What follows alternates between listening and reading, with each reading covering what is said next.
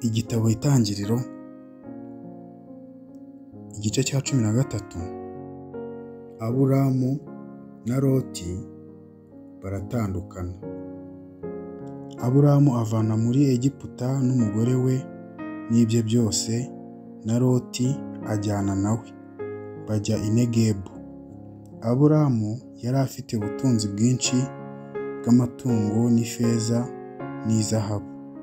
Aragenda ava i Negebu agera i Beteli, agera aho mbere yabanje kubamba ihema rye, hagati y'i Beteli na Ayi, ahari igicaniro yubatse mbere.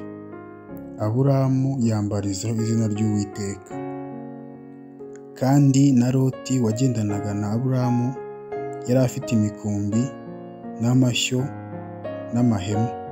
Icyo gihugu nticyabakwiriye kugituramo, kuko ubutunzi bwabo bwari bwinshi bubabuza guturana. Habaho intonganya z'abashumba b'inka za Aburamu n'ab'iza Loti. Kandi muri icyo gihe Abanyakanani n'Abaferezi babaga muri icyo gihugu. Aburamu abwira Loti ati, he kubaho intonganya kuri njye nawe no ku bashumba bacu, kuko turi abavandimwe. Mbese igihugu cyose ikiri imbere yawe?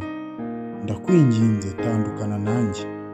Nuhitamo kujya ibumoso, nanjye nzajya iburyo, cyangwa nuhitamo kujya iburyo, nanjye nzajya ibumoso. Loti arambura amaso abona ikibaya cyo ku ruzi Yorodani cyose, yuko kinese hose hose. Uwiteka atararimbura i Sodomu n'i Gomora, icyo kibaya kugeza i Sowari cyari kimeze nka ya ngobyi y'Uwiteka, nk'igihugu cya Egiputa. Nuko Loti yihitiramo ikibaya cyose cyo kuri Yorodani, ajya iburasirazuba, baratandukana. Aburamu atura mu gihugu cy'i Kanani, Loti atura mu midugudu yo muri cya kibaya. Yimura ihema rye agera i Sodomu. Kandi Abasodomu bari babi, bari abanyabyaha bacumura ku Uwiteka cyane. Loti amaze gutandukana na Aburamu, Uwiteka abwira Aburamu ati, rambura amaso urebe uhereye aho uri hano, ikasikasi n'ikusi, n'iburasirazuba n'iburengerazuba.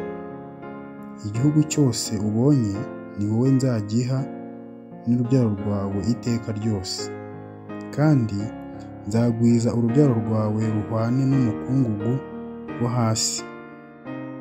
Umuntu yashobora kubara umukungugu wo hasi, urubyaro rwawe narwo rwazabarika.